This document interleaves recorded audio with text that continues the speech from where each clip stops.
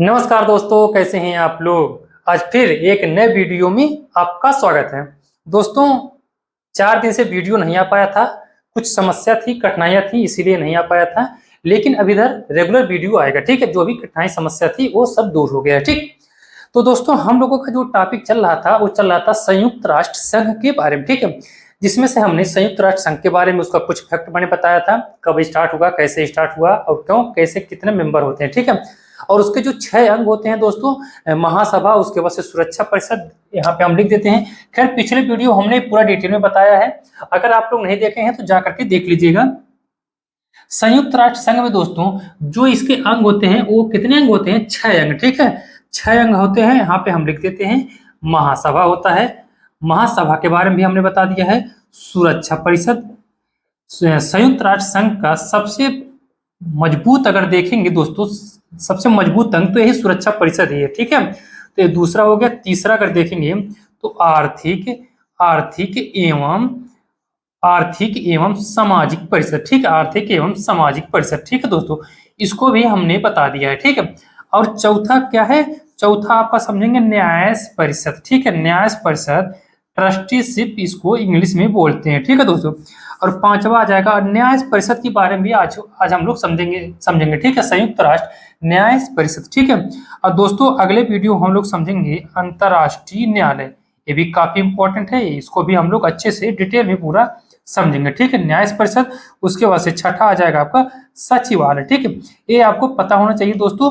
संयुक्त राष्ट्र संघ के 6 अंग होते हैं। ठीक है, इसमें हमने 2-3 अंग बता दिया है, और आज हम लोग समझेंगे न्याय परिषद, संयुक्त राष्ट्र संघ के न्याय परिषद। ठीक है, यूनाइटेड नेशंस ट्रस्टीशिप काउंसिल। दोस्तों ट्रस्टीशिप मतलब आपको पता चल गया होगा, यानी किसी का हेल्प करना, ट्रस्टीशिप, ट्रस्ट। ठीक है, तो दोस्तों ये कब स्टार्ट किया गया पूरा डिटेल में समझेंगे आप लोग इसका उद्देश्य देखिए, समझिए पहले यहाँ पे। इसका उद्देश्य क्या है दोस्तों? इसका उद्देश्य ये है कि अंतर्राष्ट्रीय शांति एवं सुरक्षा बनाए रखना। ठीक है दोस्तों, ये बात देखेंगे तो हमने सुरक्षा परिषद में भी बताया था कि सुरक्षा परिषद के बारे में अंतर्राष्ट्रीय शांति और सुरक्षा बनाए रखना। लेकिन दोस्तों जो इसका मेन है, इसका थोड़ा हटके है।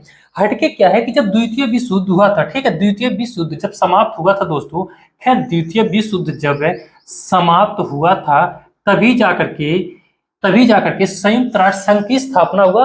आपको पता होना चाहिए 24 अक्टूबर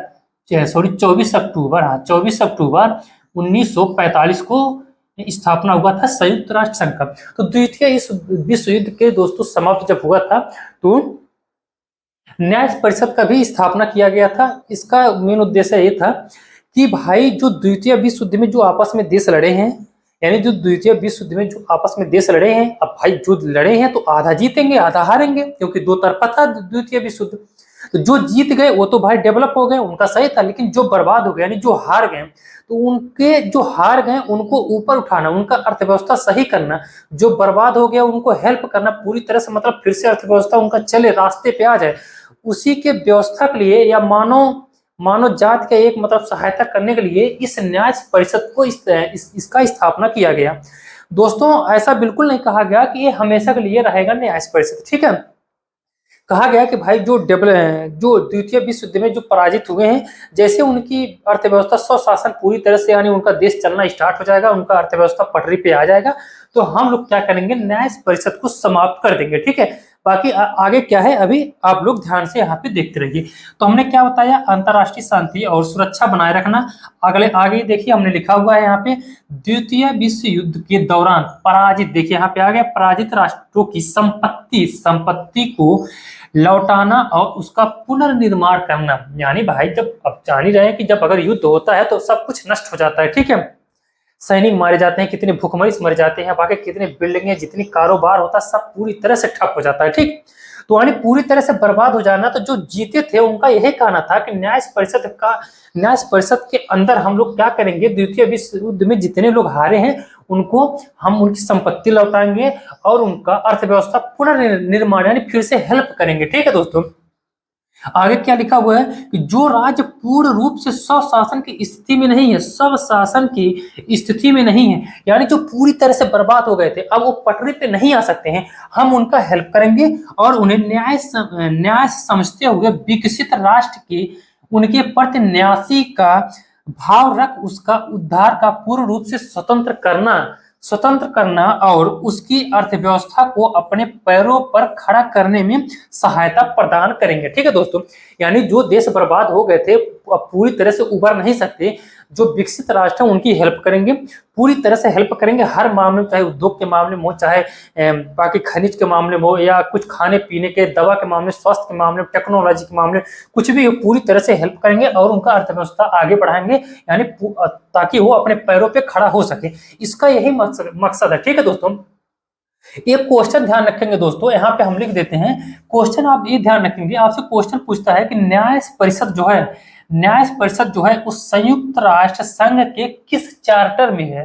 देखिए, संयुक्त राष्ट्र का जो संविधान है, अब हमारे देश का जो भी मतलब कानून बना है उसको संविधान बोला जाता है, तो संयुक्त राष्ट्र का जो संविधान है उसको हम लोग क्या बोलते हैं, चार्टर। ठीक, चार्टर बोलते हैं। तो ये चार्टर न्याय परिषद के चार्टर किसमें है दोस्तों, आठवीं अध्याय में है। ठीक है दोस्तों, ध्यान रखेंगे 8वीं अध्याय में है।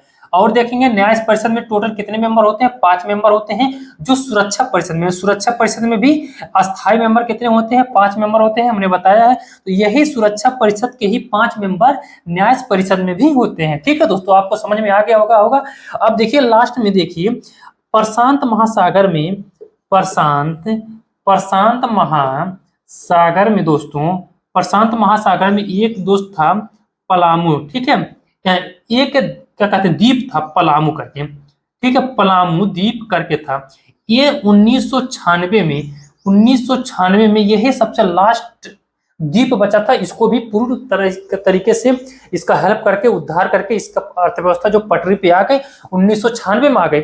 1996 में लास्ट देश था पलामू द्वीप को पूरी हेल्प कर रहे थे, और ये खत्म हो गया। तो ये कहा गया कि न्याय परिषद का कोई मतलब है नहीं, क्योंकि जो पराजित हुए थे द्वितीय विश्व युद्ध में वो पूरी तरह से हम लोग उसका हेल्प कर चुके हैं। ठीक है दोस्तों, लेकिन ऐसा नहीं रहा गया, न्याय परिषद को खत्म नहीं किया गया 1996 से, और ये चलता रहा। और आने वाले दोस्तों देखेंगे हर साल में, अभी भी पर देखेंगे तो हर वर्ष इसका 2 बैठकें होता है, यानी 2 इसका सम्मेलन होता है। एक जून में होता है और एक होता है नवंबर में। ठीक है, यानी 2 बैठकें होती है हर वर्ष, जून और नवंबर में। ठीक है दोस्तों, अब आपको पूरी तरह से समझ में आ गया होगा न्याय परिषद के बारे में। ठीक है दोस्तों, अगर आपको अच्छे से समझ में आ रहा है तो आप कमेंट करके जरूर बताएं, अगर कोई दिक्कतें हैं वो भी बताएं।